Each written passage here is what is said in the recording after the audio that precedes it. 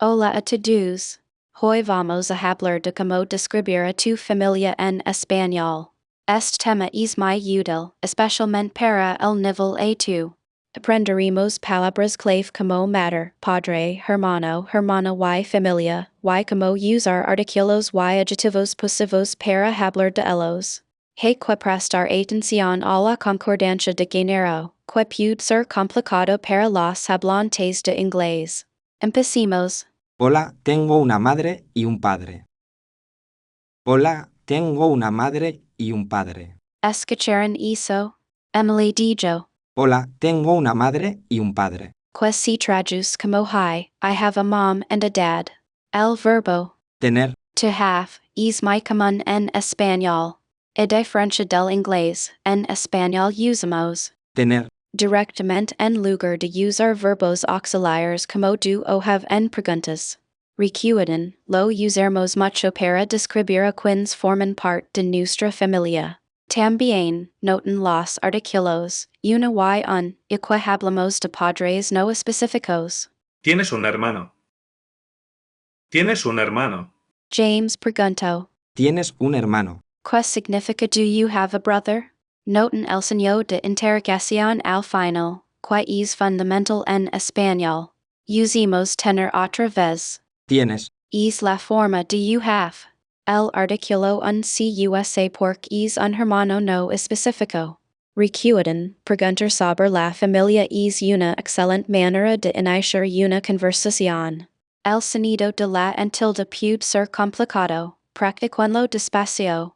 sí, tengo dos hermanos. Sí, tengo dos hermanos. Emily respondió. Sí, tengo dos hermanos. Que significa yes, I have two brothers. Ahora estamos usando el artículo plural. Dos hermanos. Recuerden que dos significa two. Usamos hermanos masculino plural porque tiene hermanos. Recuerden que los artículos cambian según el número y el género. Vamos a reforzar esto viendo los plurales femeninos. Yo tengo una hermana. Yo tengo una hermana. James dice. Yo tengo una hermana. Que se traduce como I have a sister. La inclusión de yo es optional, pero puede dar énfasis. Más importante, vimos una hermana, la forma femenina. Hermana es femenina, así que leva el artículo indefinido femenino una. Esto es un buen recordatorio. Siempre presten atención al género. Mi madre es muy amable. Mi madre es muy amable. Emily USA. Mi madre es muy amable. Que significa my mom is really nice. Ahora introducimos los adjetivos possessivos. My significa my. Noten que va antes de matter. Además, amable significa nice. Los adjetivos possessivos concuerdan en género y número con el sustantivo que modifican, my concuerda con matter femenino singular. Mi padre es alto. Mi padre es alto. James dice. Mi padre es alto. My dad is tall. Nuevamente, vimos my que significa my, seguido de padre masculino. Esta vez, my concuerda correctamente con un sustantivo masculino. Alto. Significa tall. Recuerden, la concordancia de género es esencial, un error común para los hablantes de inglés. ¿Cómo es tu familia? ¿Cómo es tu familia? Emily pregunta. ¿Cómo es tu familia? Que significa what is your family like? La phrase ¿Cómo es? es increíblemente útil para describir alguien o algo. Significa what is like. Recuerden preguntar con signo de interrogación. Esta es una gran manera de conocer más sobre la familia de alguien. Mi familia es grande. Mi familia es grande. James respond. Mi familia es grande. My family is big. Vimos el adjetivo possessivo my y el adjetivo grand, que significa big. Noten que familia es femenina, lo que no afecta el adjetivo, la concordancia suele ser directa en este caso. Intenten practicar describiendo el tamaño de su propia familia ahora. Tengo 3 hermanos y 2 hermanas. Tengo 3 hermanos y 2 hermanas. Emily dice. Tengo 3 hermanos y 2 hermanas. I have 3 brothers and 2 sisters. Esta oración utiliza tener artículos números y los sustantivos para hermanos y hermanas. Combina maravillosamente todo lo que hemos aprendido. Presten mucha atención a esos artículos plurales. 3 hermanos y 2 hermanas. Mi hermana es muy divertida. Mi hermana es muy divertida. James dice. Mi hermana es muy divertida. Que significa my sister is really funny. Aquí, divertida describe la personalidad de su hermana. Recuerden, los adjetivos generalmente siguen a los sustantivos que describen en español. Además, divertida concuida con el género femenino de hermana. Muy bien, vamos a recapitular. Hoy aprendemos a describir a tu familia en español, usando vocabulario como madre, padre, hermano, hermana, y familia. También cubrimos los puntos gramaticales cruciales sobre artículos definidos y indefinidos y adjetivos posesivos, prestando atención a la concordancia de género. Recuerden practicar usando Tener. y phrases como ¿Cómo es tu familia? para hablar con confianza de sus seres queridos. Siguen practicando y estarán describiendo a su familia como expertos. Adiós. Adiós. ¡Hasta luego! ¡Hasta luego! Ho un fratello più grande. Ho un fratello più grande. La mia sorella è grave studentessa. La mia sorella è grave studentessa. La mia famiglia è grave molto unita. La mia famiglia è grave molto unita. Today we'll focus on adjective agreement. In Spanish, adjectives must agree in gender masculine or feminine and number singular or plural with the noun they describe. This means an adjective's ending will change depending on what it's describing. We'll start with gender agreement. Mi padre es inteligente.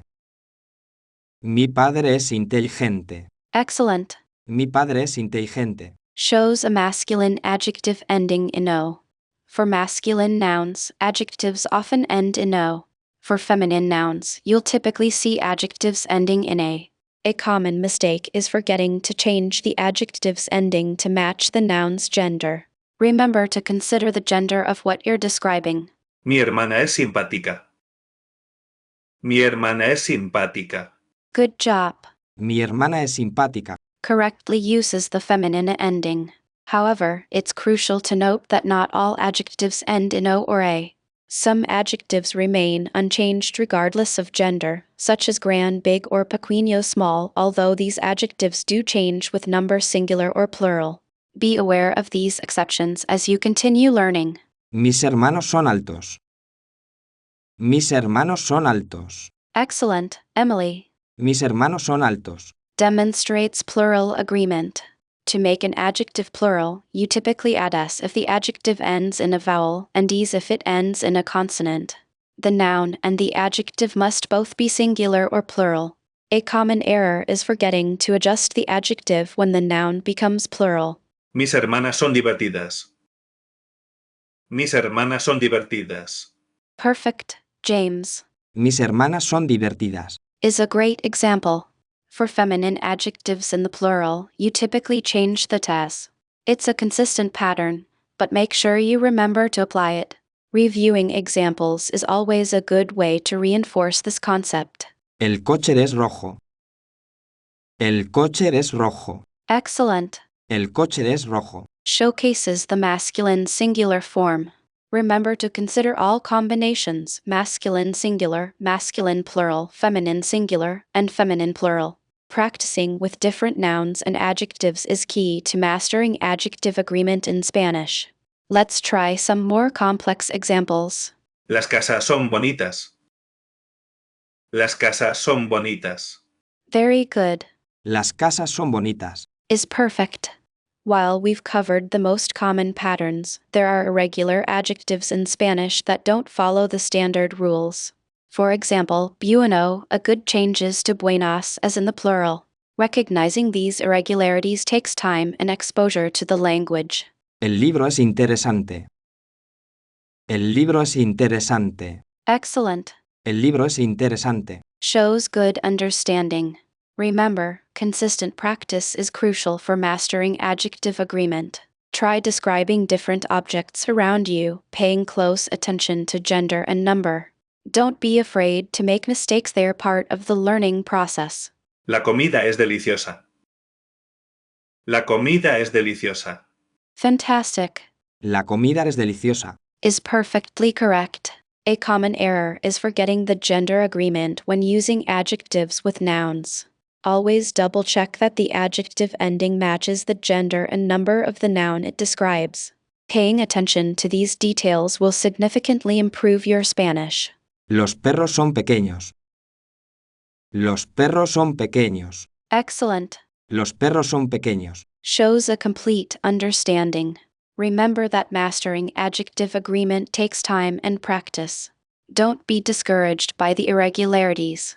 Continue to observe and use adjectives in context, and you'll gradually become more comfortable and confident.